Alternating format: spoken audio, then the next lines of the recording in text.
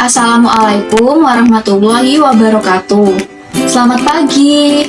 Perkenalkan, saya Alfira Naila Hidayati dari Program Studi Pendidikan Bahasa dan Sastra Indonesia Universitas Jember. Pada kesempatan kali ini, kita akan memasuki bab baru yaitu teks fantasi. Subbab yang akan kita pelajari hari ini yaitu mengidentifikasi unsur-unsur teks fantasi. Materi yang akan kita pelajari pada subbab ini meliputi pengertian, ciri umum, unsur intrinsik, dan jenis-jenis teks fantasi. Yang pertama adalah pengertian teks cerita fantasi. Cerita fantasi merupakan salah satu jenis teks narasi. Narasi sendiri ialah cerita fiksi yang berisi perkembangan kejadian atau peristiwa. Cerita fantasi adalah sebuah cerita hayalan yang dihasilkan dari angan-angan dan imajinasi pengarang. Biasanya, imajinasi pengarang berperan sangat penting dalam cerita fantasi, sehingga ceritanya banyak yang tidak masuk akal. Maka dari itu, kebenaran dalam cerita tersebut pun sangat diragukan. Cerita fantasi merupakan sebuah karya tulis yang dibangun menggunakan alur cerita yang normal, namun memiliki sifat imajinatif atau hayalan. Unsur tersebut dibuat dengan sedikit berlebihan dan terkesan tidak akan pernah terjadi di dunia nyata. Ciri umum teks cerita fantasi. Ciri umum yang pertama adalah ada keajaiban, keanehan, dan kemisteriusan dalam teks cerita fantasi. Cerita fantasi mengungkapkan hal-hal supranatural dan gaib yang tidak ditemui dalam dunia nyata. Pada cerita fantasi, hal yang tidak mungkin dijadikan sesuatu yang biasa. Tokoh dan latar yang diciptakan oleh penulis tidak ada di dunia nyata atau modifikasi dari tokoh yang ada di dunia nyata. Tema dari teks cerita fantasi biasanya keajaiban, supranatural, dan futuristik. Yang kedua adalah ide cerita. Ide cerita dalam teks cerita fantasi terbuka terhadap daya hayal penulis, tidak dibatasi oleh realitas atau kehidupan nyata. Ide yang dihasilkan juga berupa irisan dunia nyata dan dunia hayal yang diciptakan pengarang. Ide cerita terkadang bersifat sederhana, tapi mampu menitipkan pesan yang menarik. Ketiga adalah menggunakan berbagai latar yang dapat meliputi lintas ruang dan waktu. Peristiwa yang dialami tokoh terjadi pada dua latar, yaitu latar yang masih ada di dalam kehidupan sehari-hari dan latar yang tidak ada pada kehidupan sehari-hari. Alur dan latar cerita fantasi memiliki kekhasan. Rangkaian peristiwa cerita fantasi menggunakan berbagai latar yang menerobos dimensi ruang dan waktu. Jalinan peristiwa pada cerita fantasi berpindah-pindah dari latar yang melintasi ruang dan waktu. Selanjutnya adalah tokoh yang unik dan memiliki kesaktian. Tokoh dalam cerita fantasi bisa diberi watak dan ciri yang unik yang tidak ada dalam kehidupan sehari-hari. Tokoh dapat memiliki kesaktian-kesaktian tertentu serta mengalami peristiwa misterius yang tidak terjadi dalam kehidupan nyata. Tokoh juga mengalami kejadian dalam berbagai latar waktu. Bisa terjadi pada setting waktu dan tempat yang berbeda zaman. Bisa waktu lampau atau waktu yang ada pada masa depan.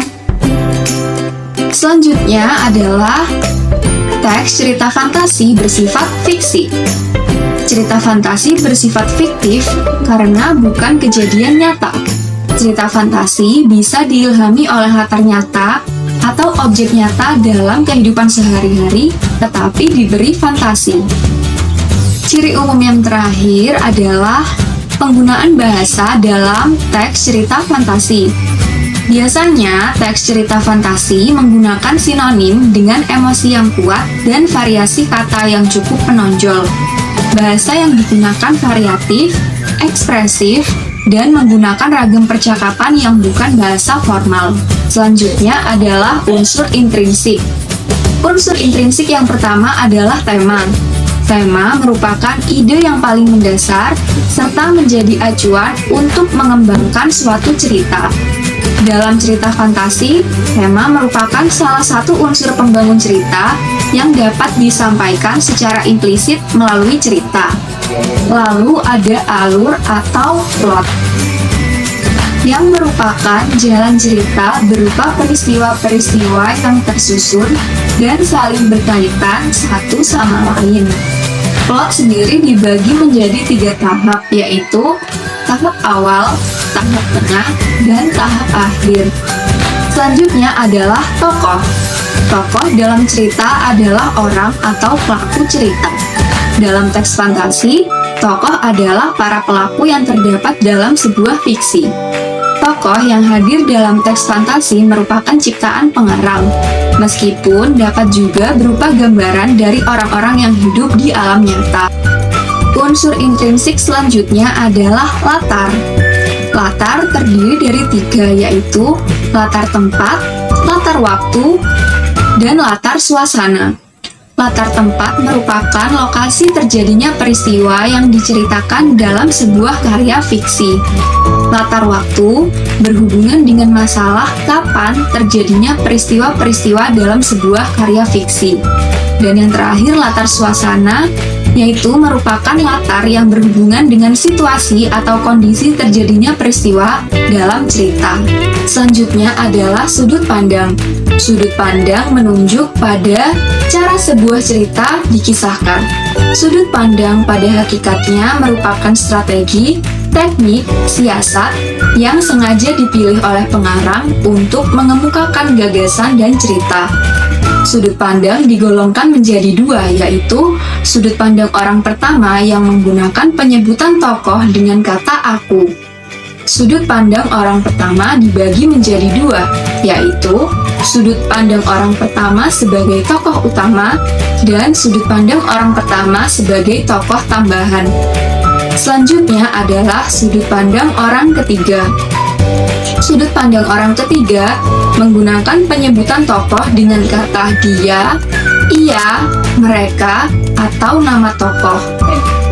Sudut pandang orang ketiga dibagi menjadi 2, yaitu sudut pandang orang ketiga yang maha tahu dalam sebuah cerita dan sudut pandang orang ketiga yang mempunyai keterbatasan terhadap tokoh dia yang diceritakan, jadi bersifat terbatas, hanya selaku pengamat saja.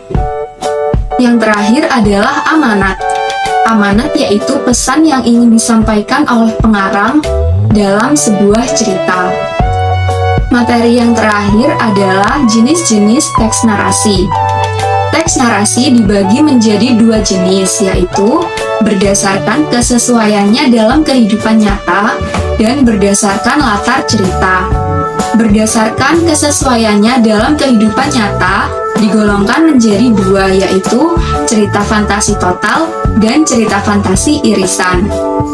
Cerita fantasi total berisi fantasi pengarang terhadap objek tertentu. Pada kategori ini, semua yang terdapat pada cerita tidak terjadi dalam dunia nyata.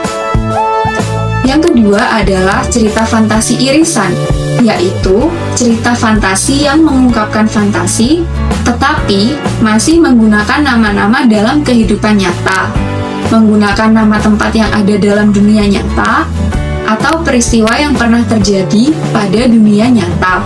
Lalu, berdasarkan latar cerita, digolongkan menjadi 2, yaitu cerita fantasi sezaman dan lintas waktu. Latar sezaman berarti latar yang digunakan pada satu masa. Bisa jadi masa kini, masa lampau, atau yang terjadi pada masa depan. Latar lintas waktu berarti cerita fantasi menggunakan 2 latar waktu yang berbeda. Misalnya masa kini dengan masa lampau atau masa kini dengan masa depan yang akan datang. Terima kasih telah memperhatikan materi yang disampaikan. Sampai jumpa di pertemuan selanjutnya. Tetap semangat belajar dan semoga kita semua sehat selalu. Wassalamualaikum warahmatullahi wabarakatuh.